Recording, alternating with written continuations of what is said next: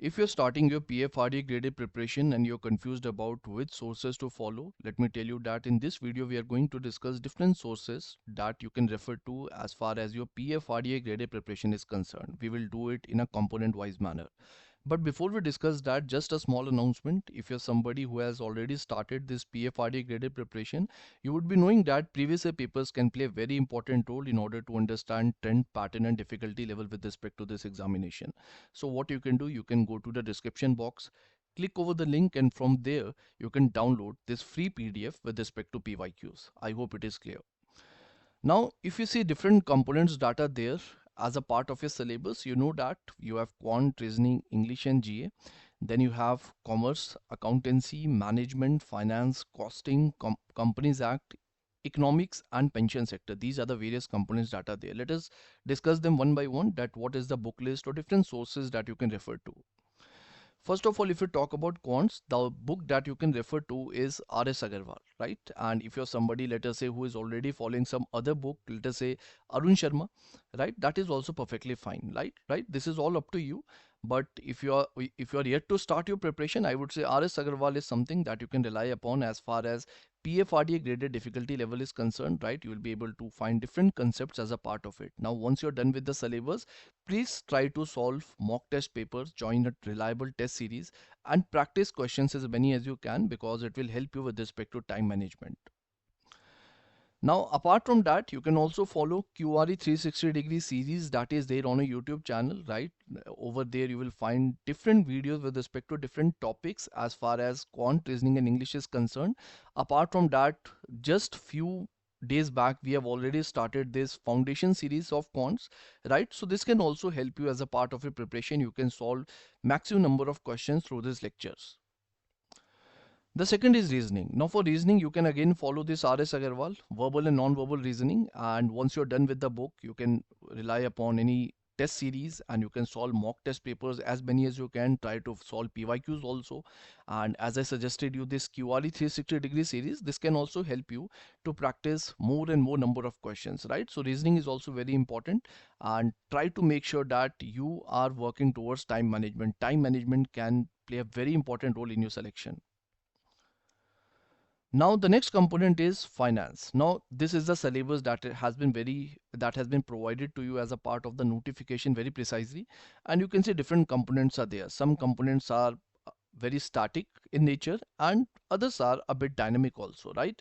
So for the static component, these are the books that you can refer to: Indian economy and Indian financial system and principles and practices of banking. Now please understand that you don't have to read all the chapters from this book, right?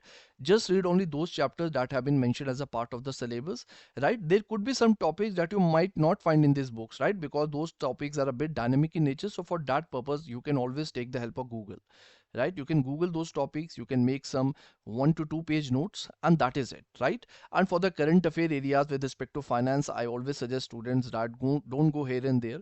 Just follow any monthly magazine that is provided by any coaching institute that can help you in revision and basically in consolidating different aspects as a part of the general awareness, right? And as a part of course, finance current affairs too. The next is economics. This is your economic syllabus like demand and supply, balance of payment, foreign exchange markets, different sort of topics are there. And this is the book that you can refer to, which is Ramesh Singh, right? I would say it's a reliable book, but again, the same rule applies. Don't try to cover this book page to page, chapter to chapter. Read only those topics that are mentioned as a part of the syllabus. When I say topics, do it in a holistic manner, do it comprehensively, but make sure that whatever you are preparing, whatever you are covering is aligning with the syllabus, right? Otherwise you will be wasting a lot of time, right? And that is not going to add any sort of efficiency to your preparation. So make sure that this syllabus is your topmost priority when you're covering this book. Now the next is Companies Act. Now if you see the syllabus over here, syllabus mentions certain chapters like chapter 3, chapter 4, chapter 8, 10, 11, 12 and chapter 27. Now if you see over here, let me tell you that this chapter 3 and chapter 4, they are highly technical in nature, right? When I say highly technical, it is not that you will not be able to understand it, but the thing is that these chapters are very lengthy also, right? So my suggestion is that instead of starting straight away from chapter 3 and then to chapter 4, what you can do, you can start with chapter 10. So this is how you can maintain the flow. Start with chapter 10, then 11, then 12 and then 27. Once you're done with these chapters, then you can cover chapter 3 and chapter 4 and chapter 8, right? So chapter 8 is very small, which is declaration and payment of dividend, but very important at the same time. You can expect good number of questions from it. But this is the chronology that you can follow, starting with chapter 10, 11, 12, then 27, right? And after that you can refer to chapter 3, 4 and 8. This is what you can do. Now, do you have to cover any other chapters also? As far as companies act is concerned, let me tell you that if you see the PYQs, you might see some questions related to chapter 1 and chapter 9, right? These are the additional chapters you can do, but this should not be the topmost priority. The topmost priority is to cover those chapters that are mentioned very precisely as a part of the syllabus. Apart from that, you can cover this chapter 1 and chapter 9 as a part of the company act, right? Because in the PYQs we have seen questions with respect to that, right? And that should be good enough. And you have to read the company act, of course, to cover it. That is going to be only source. And if you have some access to YouTube channel, right, any reliable YouTube channel that is there, if you're doing self-study, you can follow any sort of YouTube channel for that purpose, right? But this company act you have to do very comprehensively, because I would say straightforward questions can be expected from this topic, right? Very straightforward questions, very precise questions. And basically you can, if 8 questions are being asked in the examination, you can secure 8 marks out of it, right? 8 out of 8 marks can be guaranteed in companies act. It has such a high input output ratio, right? So make sure that you are covering it precisely, and this is the chronology that you can refer to. The next is pension sector. If you see the syllabus, this is the pension syllabus: status of pension sector in India, types of retirement schemes, national pension system, Atal Pension Yojana, annuity plans, and basics of investment. Now, if among these chapters, the most important chapters are type of retirement schemes, NPS and APY, right? These are the three topics that are the most important ones, from where you can expect the majority of the questions, right? And let me tell you very frankly that there is no such one stop destination when it comes to these topics, right? If you want to rely upon any one single book, there is no such book that can help you to prepare these topics. And as far as the different updates are concerned, right? So if you're doing self study, my suggestion is that please go to Google and start covering these topics in a holistic manner, right? Start doing some research on Google and start looking into the details of these topics and make short notes out of it. Apart from that, there are certain websites that can definitely help you, like NPS Trust website, right? Then we also have this PFRD website, then india.gov.in, where you can put different keywords, and basically it will help you to search those topics. Apart from that, Atal Pension Yojana website that is there, right? You can follow the authentic official websites, and from there you can collect the information, you can make notes, and then you can revise it multiple times. This is what is going to help you, right? But these are the most important areas, this B, C, and D, that basically you have to do on high priority.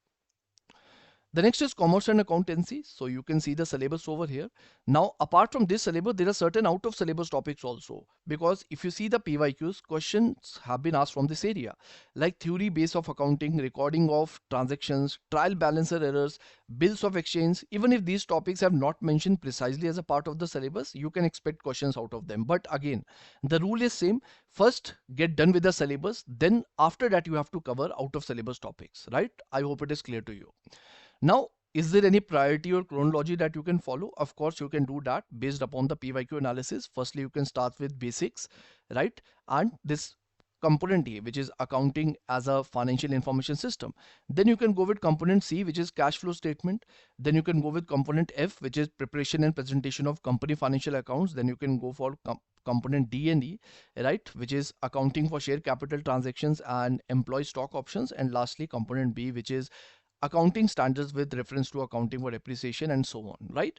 And this is the priority that you can refer to. And what about the sources? Let me tell you that if you're doing self-study, NCRT can be very useful in this scenario. NCRT class 11 part 1, part 2, and class 12 part 2. These are the books that you can refer to, and I can say that basically a lot of topics you will be able to cover through NCRTs. Apart from that, basically for other topics, what you can do, if you want to read things in a more comprehensive manner, right, and if you want to cover those topics also which are not mentioned in the NCRTs, this ICAI module that you can refer to, right? So the PDF is going to be shared with you. You can also find the link in the PDF by downloading the PDF from the Telegram channel, or you can also search it on your own on Google, right? It is not very difficult to search. So this is something that you can refer to, and it will help you to cover it in a comprehensive manner. If you don't want to follow ICAI module, then for that purpose there is this book which is Taxman. Students a Guide to Accounting Standards, right, by DS Rawat. So this is another book that you can refer to. But if you're already following ICI module, then you don't have to cover this book, right? Either you can read this book or you can follow ICI module. You have to choose any one of them, right? Because this is also a good book where you will find everything in a structured manner. So it's all up to you that what source you want to refer to. I have given you different options. Now the next is costing. Now when we talk about costing, this is a syllabus of costing. You can see overview of costing and management accounting, method of costing, basics of costing control, lean system and innovation, different sort of topics are there, right? Now there are some out of syllabus topics also like material cost, labor cost, overhead costing. These first three topics, they will help you to understand this costing part, right? Because these are going to be uh, you will be understanding them as the foundational topics, right? Apart from that there is costing, activity costing and joint and byproduct costing also. So these additional topics are also there, right? And these are out of syllabus topics from where the PYQs have been asked. But apart from that, I would say most of the part has already been mentioned as a part of the syllabus, right? So this should be your topmost priority. Now if you want to know the books, then here we have Eman Arora, and Hanif, right? Cost accounting and modern cost and management accounting. These are the books that you can refer to, and do it in a syllabus oriented fashion, right? Don't again try to read any book from page to page, cover to cover. If you feel something is not relevant with respect to syllabus, please avoid that certain part, right? Because time is very important at this stage, right? When the notification is going to be announced, so you have to use your time wisely. The last is general awareness part. So with respect to general awareness, I would say for the phase one, these are the priority areas like GA. Then the second priority shall be GA plus finance, and the third priority is RBI notification. What could be the low priority areas with respect to GA? We have government schemes and reports, right? This is something that you have to do more comprehensively in for the phase two preparation, right? But for the phase one, these areas have lesser importance, right, as compared to phase two. And when it comes to phase two, you have to prioritize RBI notifications at the top, then GA and finance, almost the same information that you have covered for the phase one, and then the government schemes and related pension sector, right? You can expect these areas, questions from these areas in the examination. Now when I say GA and all these areas, what could be the important areas that you have to refer to?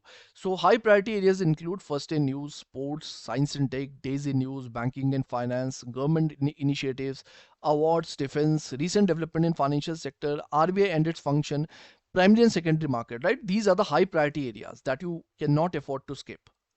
Then moderate priority areas are appointment, person in news, the memorandum of understanding and agreements, summits and conferences, banking system in India, right? These can be the second priority topics, and the less priority areas are environment, places in news, fair and festivals, books and authors and miscellaneous components that are there, right, as a part of your GA current affairs. So this is about the sources for GA, right? And my suggestion is that don't run here and there, right? Don't try to follow PIB newspapers at this point of time, right? If you have been doing it already, you had prepared your notes, then it's perfectly fine.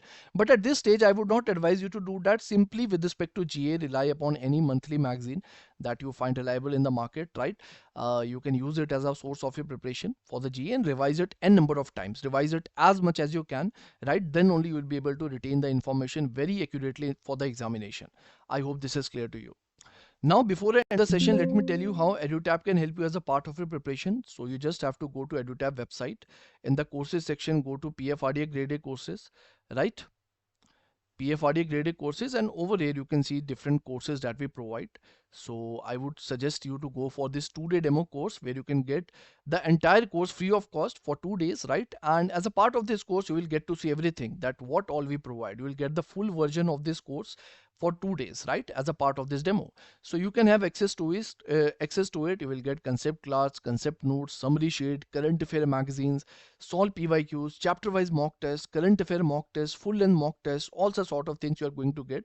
So it's for 1 rupee. So you can buy it and you can see, and based on that you can decide that whether this course is basically aligning with your preparation style or not, right?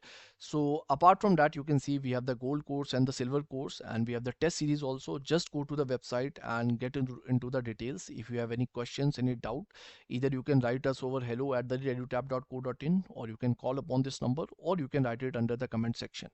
So I hope it is clear to you. Thank you so much and all the best.